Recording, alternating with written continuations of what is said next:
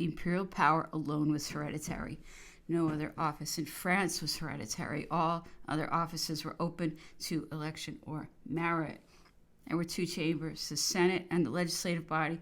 The Senate, of which the name is more popular than that of the Chamber of Peers, was composed of members nominated by the electoral colleges, 1/3 of them only subject to appointment by the emperor. It was presided over by one of the members selected by the chief of state. It watched over the Constitution. It was the protector of individual liberty and of the liberty of the press. The Senate being, next to the sovereign, the first power of the state, the emperor sought to give it the greatest weight and important circumstances would allow.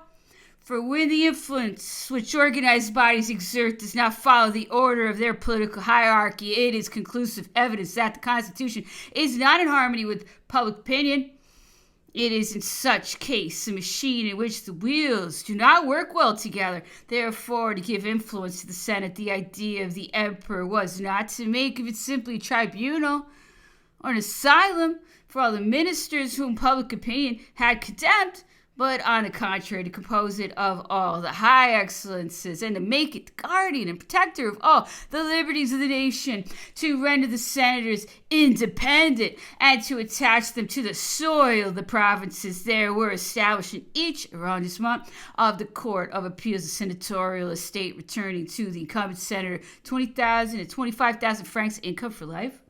The members of the legislative body were nominated by the electoral colleges of the departments and were paid during the sessions. It is important to call to mind here the mode of election introduced by Napoleon in the Constitution of the year 8 Sieyès had invented a system of representation by notables which deprived the people of all participation in the elections, although Sieyès, a former member of the Constituent Assembly of the Convention and of the Directory, was a friend of liberty. He found himself compelled to do this by circumstances in order to preserve the Republic, for before the 18th Fructidor, the elections returned royalists to the legislative body. The 18th Fructidor drove them out. Then came the turn of the Jacobins.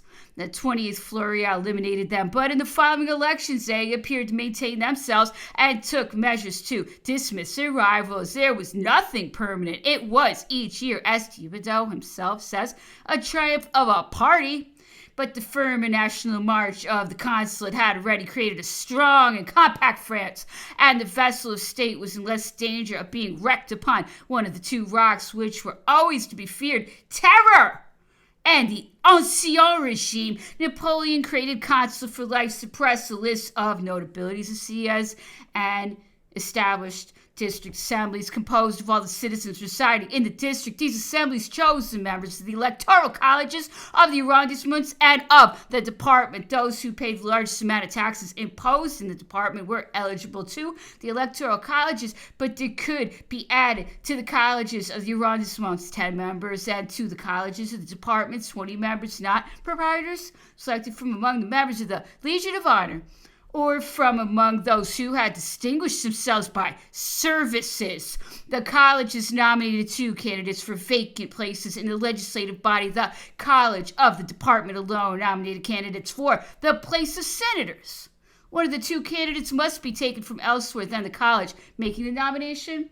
Examining the spirit which dictated these laws, framed at an epoch when the people were emerging from violent discussions, when war was always threatening, and when the most sincere friend of liberty saw the necessity of limiting the rights of election, it is impossible not to recognize that it was the intention of the emperor to re-establish the elective system upon the broadest basis, and the following words of the orator of government at that time confirmed this opinion. The electoral colleges bind the high authorities and the people reciprocally to each other. They are intermediate bodies between power and the people. They imply a classification of citizens and organization of the nation. In that classification, it was necessary to combine the contrary interests of capitalists and proletariats, because property is the fundamental basis of all political association. It was necessary also to introduce non-proprietors in order to keep open a career to talent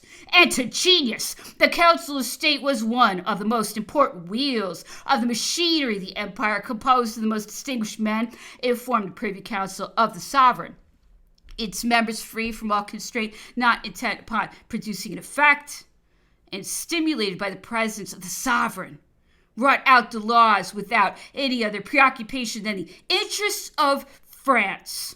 The orators of the Council of State were hired to present for the acceptance of the chambers the laws which it had prepared.